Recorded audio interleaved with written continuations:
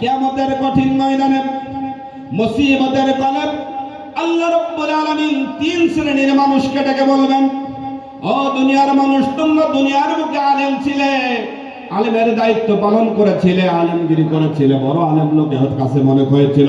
তোমাদের মাহফিলে লক্ষ লক্ষ লোক হতো, তোমাদের মাহফিল শোনার জন্য কত দূর দূরান্ত থেকে মানুষ আসতো তোমাদের কাছে ফতোয়া নিতে। কিন্তু আল্লাহ রাব্বুল আলামিন ডাক দিয়ে বলবেন, এই সবগুলো ঠিক, কিন্তু দুনিয়ায় যার জন্য এই কাজগুলো করেছিলে তারা তোমাকে দুনিয়ায় সম্মান দিয়েছে, ফুলের মালা গলায় দিয়েছে, সবচাইতে বেশি আপন করে নিয়েছে, তোমার জন্য কত আয়োজন করেছে, সব তুমি দুনিয়ায় পেয়ে গেছো। আজকে আমার কাছে তোমার জন্য আর কোনো কিছু পাতা নাই। দ্বিতীয় এক শ্রেণীর মানুষদেরকে ডাক দিয়ে বলবেন, আল্লাহ, ও বান্দা, তুমি দুনিয়ার বুকে সবচাইতে বেশি দানশীল ছিলা। কি ছিলেন? লোকে তোমাকে দানবীর বলতো, লোকে তোমাকে প্রভাবশালী বলতো, তুমি এতিমের পাশে যেতা, তুমি বিধবার কাছে যাইতা, তুমি অভাবীর অভাব দুঃখ দূর করতা, লোকে তোমাকে সব রকম আয়োজন দুনিয়াতে করে দিয়েছে। তোমার জন্য কত স্টেজ সাজানো হয়েছে, কত ফুলের মালা দেওয়া হয়েছে, কত আয়োজন করা হয়েছে, তোমার জন্য স্লোগান তোলা হয়েছে, তাকবীর তোলা হয়েছে, তোমার জন্য কত আয়োজন দুনিয়াতে করা হয়েছে, সব কিছু তোমাকে দুনিয়ায় দিয়েছি, আখিরাতে আমার কাছে কিছু নাই। আচ্ছা বলুন তো, এই দশা যদি আমার আপনার হয়ে যায় তাহলে আমাদের কিছু করার থাকবে না? বলুন। তৃতীয় আরেকজনকে ডাকবেন, তিনি হচ্ছেন মুজাহিদ, বীর মুক্তিযোদ্ধা। আমাদের দেশে বিশাল পদবী না? কথা বলেন। এই যে পদবী, এই ধারী লোকদেরকে ডেকে বলবেন, তোমাদেরকে মানুষ দুনিয়াতে সম্মান করেছে, সরকারি ভাতা পেয়েছো, সরকারি বিভিন্ন সুযোগ সুবিধা ভোগ করেছো, সন্তান চাকরি পেয়েছে, আরো কিছু হয়েছে, তোমাদের সব আয়োজন দুনিয়াতে আমি করে দিয়েছি, আজকে আমার কাছে কিছু, তাহলে কি আর কিছু থাকলো? সাইয়্যিদিনা মাওলানা মুহাম্মদ। আলহামদুলিল্লাহ। জনাব সভাপতি, আজকের প্রোগ্রামের সম্মানিত প্রধান মেহমান অধ্যাপক ডক্টর নুরুল আমিন জসিম, আরও উপস্থিত থাকবেন আমাদের একান্ত প্রিয় ভাই, আন্তর্জাতিক খ্যাতিসম্পন্ন বক্তা মাওলানা আব্দুল কাদের জিহাদি ভাই, আরও মঞ্চে উপবিষ্ট রয়েছেন এলাকার স্বনামধন্য এবং বিমান বাহিনীতে চাকরি করা আমার প্রিয় ভাই হাফেজ মাওলানা জহুরুল ইসলাম। আমার আগেই বক্তব্য রাখলেন স্নেহের ছোট ভাই হাফেজ নাহিদুল ইসলাম। মঞ্চে উপবিষ্ট রয়েছেন আরো গণ্যমান্য যারা, সামনে উপবিষ্ট মুরব্বিয়ানে কেরাম, যুবক ভাইরা, স্নেহের কচিকাচা, পর্দার অন্তরালে থাকলে আমার মা এবং বোনেরা, সবার প্রতি সালাম, আসসালামু আলাইকুম ওয়া রাহমাতুল্লাহ। কেমন আছেন আপনারা? বৃষ্টি ভেজা এই দিনে, রবিউল আল মাসের প্রথম জুমার আজকের এই বিশেষ আয়োজন কেমন লাগছে আপনাদের? কোরআনের কথাগুলো যারাই বলে তাদেরকে আল্লাহ রাব্বুল আলামিন সম্মান দেন। কথা বলেন ঠিক কিনা? দুনিয়ার মানুষ যেখানেই থাক না কেন, কোরআনের সঙ্গে সম্পর্ক যার ভালো, আল্লাহর সাথে সম্পর্ক তার ভালো। ইতিপূর্বে আমার নাহিদ ভাই সে কথাই বোঝানোর চেষ্টা করেছেন। কথা বলেন ঠিক কিনা? কোরআনের সঙ্গে থাকে সামান্য সিরা একটা ন্যাকড়া, দেখছেন আপনারা? যে ন্যাকড়া ব্যবহার করতে করতে শেষ হয়ে যায়, সেটা দিয়ে মাঝে মধ্যে একটু কোরআন থেকে আবৃত করা হয়, ঢেকে রাখা হয়। সেই কোরআনের সিরা ন্যাকড়াও যদি কোনো সময় হাত থেকে পড়ে যায়, সেটা দুগেও মানুষ মুখে চুমো খায়। কথা বলেন ঠিক কিনা? সম্মান কি ন্যাকড়া? সঙ্গের গুণ পাশি আছে মম মাঝে গো, নইলে কাদার সুবাস কি এমন হইত? কথা বলেন।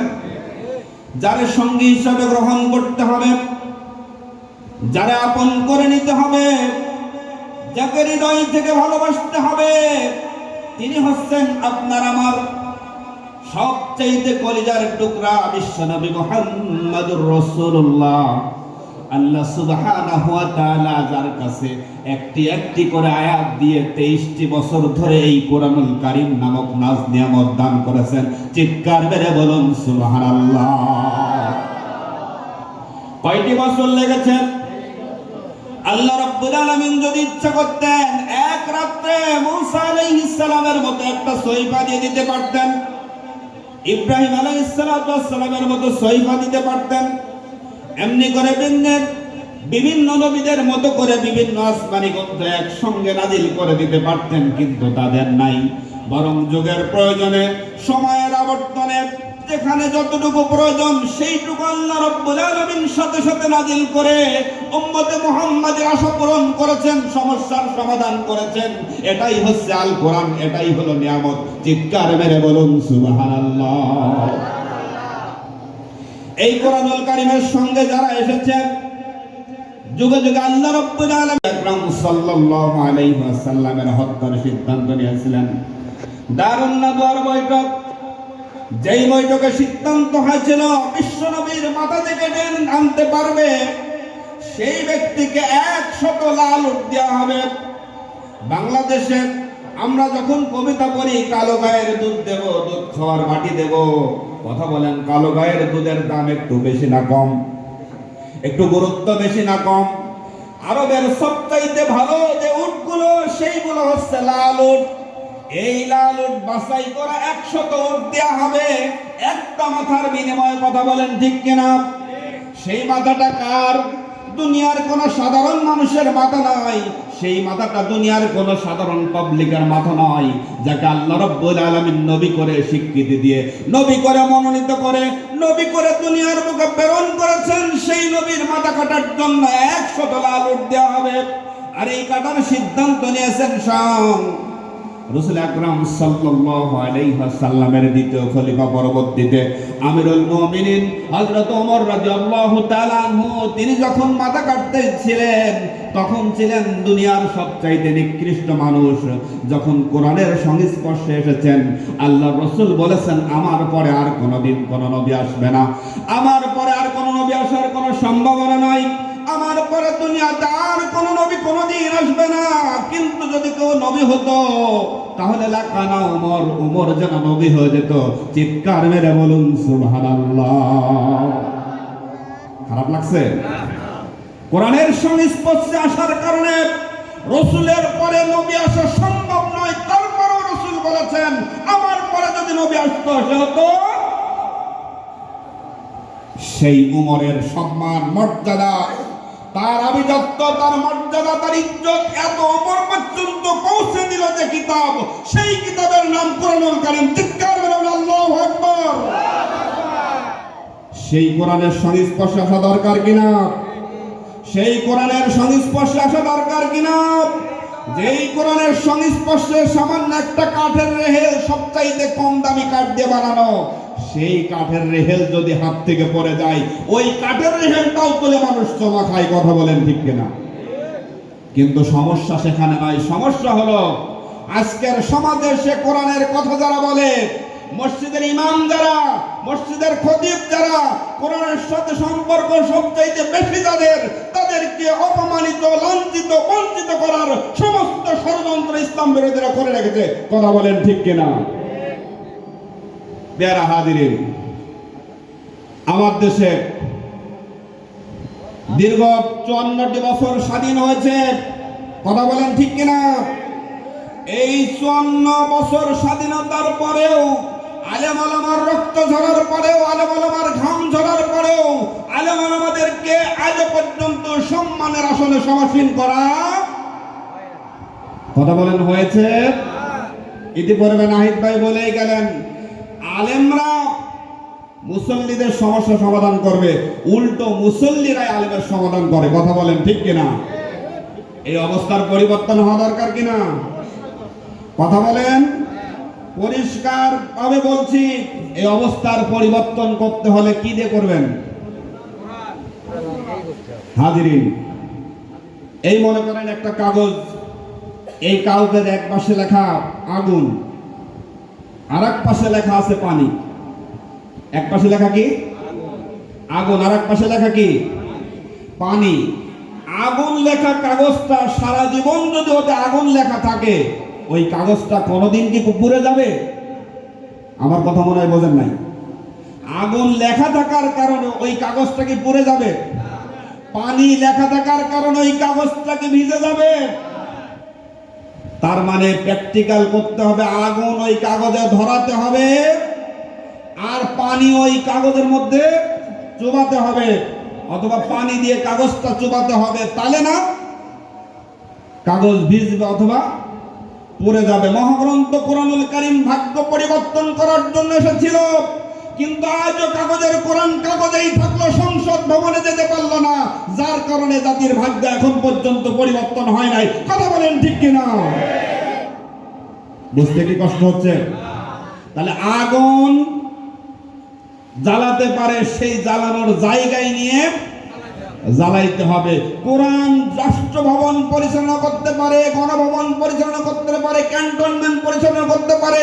এটা বিশ্বনবী মুহাম্মদ রাসূলুল্লাহ সাল্লাল্লাহু আলাইহি ওয়াসাল্লাম প্রমাণ করে দেখিয়েছেন। কথা বলেন ঠিক কিনা? একটি দুইটি বছর নয়, 30টি বছর খোলাফায়ে রাশিদিন শাসন করেছেন। রাসূল আকরাম সাল্লাল্লাহু আলাইহি ওয়াসাল্লাম যখন ছিলেন, সেই সময় রাসূল আকরাম সাল্লাল্লাহু আলাইহি ওয়াসাল্লাম কাবা শরীফের ছায়ায় বসে একটু আরাম করতেছিলেন। কোথায় বলেন তো? কাবা শরীফ, যেটা আমরা দেখি কালো ঘর, সাইজটা খুবই ছোট, মেলা বড় জায়গা না, ভিতরে খুব বেশি মানুষ নামাজ পড়া, কথা বলেন যায়, হজ যারা করেছেন তারা দেখে এসেছেন, জায়গাটা খুবই ছোট, যেটার দিকে তাকিয়ে সারা বিশ্বের মানুষ নামাজ পড়ে, ওই জায়গাটা মূলত জায়গাটা ছোট। প্রথমে বানিয়েছিলেন আদম আলাইহিস সালাম, তারপরে নূহ আলাইহিস সালামের প্লাবনের পর আবার বানানো হয়েছে, ইব্রাহিম আলাইহিস সালামও বানিয়েছেন। কথা বলেন ঠিক কিনা? কিন্তু জায়গা একটাই। এই কাবা শরীফের মধ্যে পাদদেশে বসে বিশ্বনবী মুহাম্মদুর রাসূলুল্লাহ সাল্লাল্লাহু আলাইহি ওয়াসাল্লাম আরাম করতেছেন। খাব্বাব রাদিয়াল্লাহু তাআলা আনহু নির্যাতনে জর্জরিত, আঘাতে জর্জরিত, শরীর দিয়ে রক্ত ঝরছে, সারা শরীর ব্যথায় কাতর হয়ে রাসূল আকরাম সাল্লাল্লাহু আলাইহি ওয়াসাল্লামের কাছে এসে বলতেছে, ইয়া রাসূলুল্লাহ, ইয়া হাবিবাল্লাহ, এই যে আপনি কাবা শরীফের পাদদেশে বসে আরাম ফরমাচ্ছেন, আপনি কি আমাদের জন্য একটু দোয়া করেন না? আলা তাদউ লানা আলা তাস্তানসির লানা, আপনি কি আমাদের জন্য সাহায্য প্রার্থনা করেন না? অথচ আমরা মার খেতে খেতে নিঃশেষ হয়ে গেলাম, আমাদেরকে মার খেতে খেতে শেষ করে ফেললাম। আরবের কোন জায়গা আমাদের বসতে দেয় না, আরবের কোন জায়গা আমাদের থাকতে দেয় না। মক্কার প্রতিটি প্রান্তরে যারাই মার খায়, তারাই 3 দিন আগে, 5 দিন আগে, 1 মাস আগে কলেমা পড়েছে। এই অবস্থায় আপনি কি আমাদের জন্য দোয়া করেন না? কে বলতেছেন? খাব্বাব রাদিয়াল্লাহু তাআলা আনহু। যে খাব্বাব রাদিয়াল্লাহু তাআলা আনহু এমন মানুষ, যাকে যে আগুন জ্বালানো হয়, কামারের যে আগুন জ্বালানো হয় হাফড় টানে, ওই হাফড় টানা আগুনের উপর খাব্বাব রাদিয়াল্লাহু তাআলা আনহুকে চিৎ করে শুয়ে হাফড় টেনেছে। আর ওই হাফড় টানার কারণে পিঠের রক্তগুলো, গোশতগুলো একটু একটু করে খসে খসে চর্বিগুলো দিয়ে খাব্বাব রাদিয়াল্লাহু তাআলা আনহুর পিঠের আগুন, পিঠে ক্ষত হয়ে আগুনটা নিভে গেছে। চিৎকার করে আল্লাহু আকবার! কি নির্যাতন, কি যন্ত্রণা, কি যাতনা, কি কষ্ট সহ্য করে বিশ্বনবীর দরবারে এসে খাব্বাব রাদিয়াল্লাহু তাআলা আনহু বলতেছেন, ইয়া রাসূলুল্লাহ, ইয়া হাবিবাল্লাহ, ও নবী গো, আমার আপনজন, আমার আব্বার চাইতে আপন, মায়ের চাইতে আপন বিশ্বনবী, আপনি কি আমাদের জন্য দোয়া করেন না? রাসূল আকরাম সাল্লাল্লাহু আলাইহি ওয়াসাল্লাম একটু কাজ হয়েছিলেন, একটু সোজা হয়ে বসলেন। সোজা হয়ে বসে খাব্বাবের দিকে তাকিয়ে বলতেছেন, ও খাব্বাব, শুনে রাখো, বড্ড তাড়াহুড়ো করতেছ, বড্ড আবেগ প্রবণ হয়ে গেছো, বড্ড তাড়াহুড়ো করতেছ, এখনো সময় আসে নাই।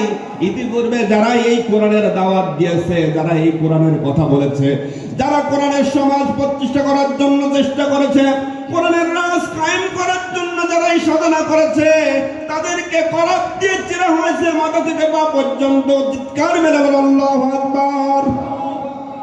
তাদেরকে মাটির মধ্যে পুরো পাথর নিক্ষেপ করে করে নিঃশেষ করা হয়েছে, আগুনের মধ্যে ফেলে, সেই আগুনের মধ্যে ফেলে তাদেরকে নিঃশেষ করা হয়েছে।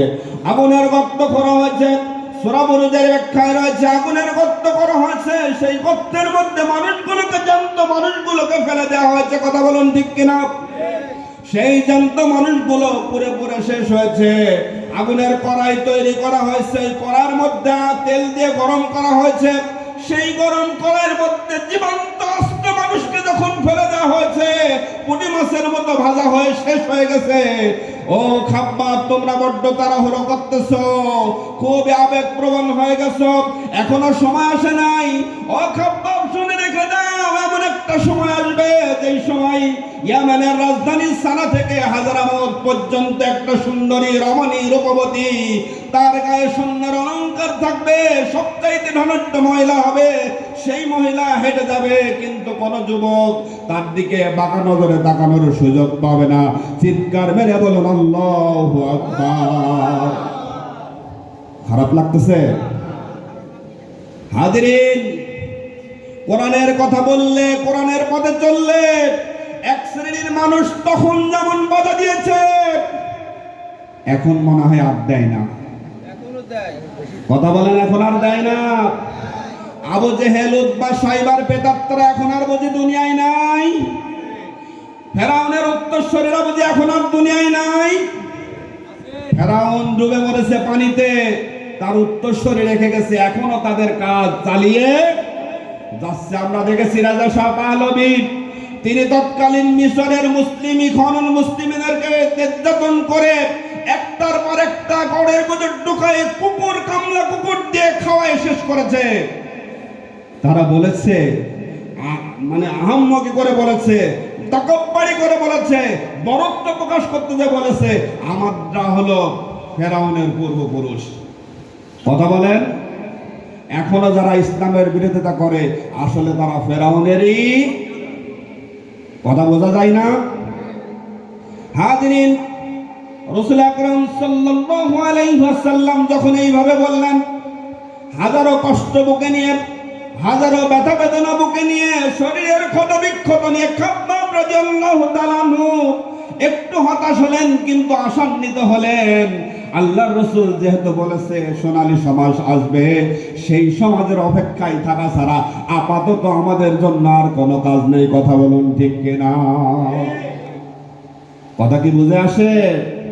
কষ্ট হবে, জেল হবে, জুলুম হবে, নির্যাতন হবে, ফাঁসি হবে, হুমকি হবে, ধামকি হবে, সব কিছুর পরেও কোরআনের রাজ কায়েম করার জন্য খাব্বাবের মতো দৃঢ় প্রত্যয় ব্যক্ত করতে হবে মুসলমান। কথা বলো ঠিক কিনা? সেই প্রত্যয় ব্যক্ত করার জন্য যদি আমরা উঠে পড়ে লেগে যাই, বাতিলটা সংখ্যায় কত? সংখ্যা দিয়ে ইসলামের বিজয় হয় নাই। কথা বলেন ঠিক কিনা? বদরের যুদ্ধে বিশ্বনবী যখন সেনাপতি, বিশ্বনবী কি বাংলাদেশের বর্তমান সেনাপ্রধান কে? ওয়াকারুজ্জামান। রাসূল, একেতে রাসূল, সেনা প্রধান, একেতে রাসূল, সেনা প্রধান, একই ব্যক্তি। সেনাপ্রধানের দায়িত্বে নিজের সারা শরীরে লোহার পোশাক পরে নিলেন, মাথায় লোহার হেলমেট পরলেন। আমরা এতদিন পর্যন্ত শুধু মাথায় টুপি পরেছি, এখন পর্যন্ত লোহার হেলমেট পরি নাই। কথা বলেন ঠিক কিনা? প্রয়োজন যদি হয় লোহার পোশাক পরতে হবে, মাথায় লোহার হেলমেট পরতে হবে, ময়দানে ঝাঁপিয়ে পড়তে হবে। আল্লাহর দিন কায়েম হবেই হবে ইনশাআল্লাহ। সেই পরিবেশের জন্য, সেই পরিবেশের জন্য কথা বলতে হবে, সেই পরিবেশের জন্য কাজ করতে হবে। রাজি আছি তো ইনশাআল্লাহ? কারা কারা? আমরা ইনশাআল্লাহ। কথা বলেন ঠিক কিনা? আমাদেরকে বুঝে আল্লাহ চেনে না? কি বলেন? আমাদের বুঝে চেনে না? আমরা মসজিদে যখন নামাজ পড়ি, আল্লাহ মনে হয় তখন আমাদের সেজদাগুলো দেখে না। সবাই মনে করে জান্নাতে চলে যাব। এখন পর্যন্ত মসজিদের মুসল্লির সংখ্যা ফজর আর জুমার নামাজের মুসল্লি এক হয় নাই। এদেশে ইসলাম আসলে এত সহজ? যেদিন দেখবেন ফজরের মুসল্লিও যা, জুমার মুসল্লিও তা, সেই দিন বুঝবেন ইসলাম খুব কাছে চলে এসেছে। কথা বলেন না বুঝি? এখন কি জুমার মুসল্লি আর ফজরের মুসল্লি এক? রাসূল আকরাম সাল্লাল্লাহু আলাইহি ওয়াসাল্লাম ফজরে ইমামতি করেছেন যে মুসল্লি নিয়ে, জুমায় ইমামতি করেছেন ওই সংখ্যক মুসল্লি নিয়ে। বাড়েও নাই, কমেও নাই। কথা বলেন না কেন? এখন যারা মুসল্লি বেশিরভাগ মুসল্লি না, জিলাপির সংখ্যা বেশি হলে মুসল্লি বেশি, জিলাপির সংখ্যা কমে গেলে মুসল্লি। কথা বলেন না কেন? এরকম মুসল্লি আছে তো। আজকে অমুক এক মসজিদে গেলাম, কিন্তু একজন জিলাপিও দিল না, নামাজ পড়ে লাভ হইল না। এরকম মুসল্লি আছে না নাই? নামাজ পড়ে কি হলো না? লাভ হইল না। আসলে নামাজ পড়ে কি নগদ লাভ জিলাপি? আমরা কি জিলাপির জন্য নামাজ পড়ি? কথা বলেন। কিয়ামতের কঠিন ময়দানে, মুসিবতের কালে আল্লাহ রাব্বুল আলামিন তিন শ্রেণীর মানুষকে ডেকে বলবেন, ও দুনিয়ার মানুষ, তোমরা দুনিয়ার বুকে আলেম ছিলে, আলেমের দায়িত্ব পালন করেছিলে, আলেমগিরি করেছিলে, বড় আলেম লোকের কাছে মনে হয়েছিল। তোমাদের মাহফিলে লক্ষ লক্ষ লোক হতো, তোমাদের মাহফিল শোনার জন্য কত দূর দূরান্ত থেকে মানুষ আসতো তোমাদের কাছে ফতোয়া নিতে। কিন্তু আল্লাহ রাব্বুল আলামিন ডাক দিয়ে বলবেন, এই সবগুলো ঠিক, কিন্তু দুনিয়ায় যার জন্য এই কাজগুলো করেছিলে তারা তোমাকে দুনিয়ায় সম্মান দিয়েছে, ফুলের মালা গলায় দিয়েছে, সবচাইতে বেশি আপন করে নিয়েছে, তোমার জন্য কত আয়োজন করেছে, সব তুমি দুনিয়ায় পেয়ে গেছো। আজকে আমার কাছে তোমার জন্য আর কোনো কিছু বাকি নাই। আমরা এই জন্য দোয়া করি আল্লাহর কাছে, পৃথিবীতে সব দিও না মালিক। কথা বলেন। পৃথিবীতে সব দিও না মালিক, আখিরাতে কিছু রেখে দিও, এই পারে তুমি যা দেবে আমায়, বরকতটুকু মেখে দিও। পৃথিবীতে সব দিও না মালিক। আল্লাহু আকবার। আমরা কি পৃথিবীর জন্য এই কাজগুলো করতেছি? কথা বলেন। এখানে এসেছি, রাজনৈতিক দলের প্রোগ্রাম যদি হতো, প্রোগ্রাম শেষে খানা দানার ব্যবস্থা থাকে, পকেটে কিছু পয়সা থাকে, যাতায়াতের খরচ থাকে, এমনকি পরিবারের জন্য ডিমের আয়োজন করা হয়। সকালে একজন গল্প করতেছিলেন, রাজনৈতিক দলের প্রোগ্রামে প্রতিদিন যায়, একটা করে ডিম পায়, একদিন পায় নাই, বলে যে আমার ডিম কই গেল। দুনিয়ার বুকে আমরা রাজনৈতিক দলের নেতাদের কাছে কিছু চাই না, আমাদের যা চাওয়া হবে কার কাছে বলুন? আল্লাহ রাব্বুল আলামিন সেই দিন যদি ডেকে ডেকে আমাদের সব কিছু দিয়ে দেন, তাহলে আমাদের সব আশা পূরণ হয়ে যাবে। কথা বলেন ঠিক কিনা? দ্বিতীয় আর এক শ্রেণীর মানুষদেরকে ডাক দিয়ে বলবেন, আল্লাহ, ও বান্দা, তুমি দুনিয়ার বুকে সবচাইতে বেশি দানশীল ছিলা। কি ছিলেন? লোকে তোমাকে দানবীর বলতো, লোকে তোমাকে প্রভাবশালী বলতো, তুমি এতিমের পাশে যেতা, তুমি বিধবার কাছে যাইতা, তুমি অভাবীর অভাব দুঃখ দূর করতা, লোকে তোমাকে সব রকম আয়োজন দুনিয়াতে করে দিয়েছে। তোমার জন্য কত স্টেজ সাজানো হয়েছে, কত ফুলের মালা দেওয়া হয়েছে, কত আয়োজন করা হয়েছে, তোমার জন্য স্লোগান তোলা হয়েছে, তাকবীর করা হয়েছে, তোমার জন্য কত আয়োজন দুনিয়াতে করা হয়েছে। সব কিছু তোমাকে দুনিয়ায় দিয়েছি, আখিরাতে আমার কাছে কিছু নাই। আচ্ছা বলুন তো, এই দশা যদি আমার আপনার হয়ে যায়, তাহলে আমাদের কিছু করার থাকবে নাকি বলুন? একটু জিকির করি, লা ইলাহা ইল্লাল্লাহ, জোরে।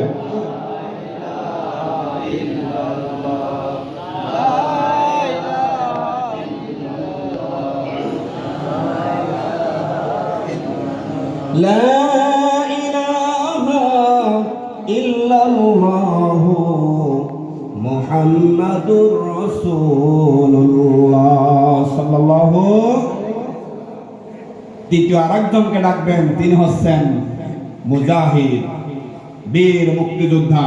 আমাদের দেশে বিশাল পদবী না? কথা বলেন। এই যে পদবী, এই ধারী লোকদেরকে ডেকে বলবেন, তোমাদেরকে মানুষ দুনিয়াতে সম্মান করেছে, সরকারি ভাতা পেয়েছো, সরকারি বিভিন্ন সুযোগ সুবিধা ভোগ করেছো, সন্তান চাকরি পেয়েছে, আরো কিছু হয়েছে, তোমাদের সব আয়োজন দুনিয়াতে আমি করে দিয়েছি, আজকে আমার কাছে কিছু। তাহলে কি আর কিছু থাকলো? আসুন, আমরা যার সঙ্গে কথা বলছি, যার বিষয়ে কথা বলছি, তিনি আমাদের রব। তিনি আমাদের কি? যিনি আমাদের রব, যিনি আমাদের সব, যিনি আমাদের পালনকারী। দুনিয়ায় থাকার জন্য যতটুকু রুট পারমিট দিয়েছেন অতটুকুই থাকবো, ওর চাইতে বেশি কিছু থাকবে না।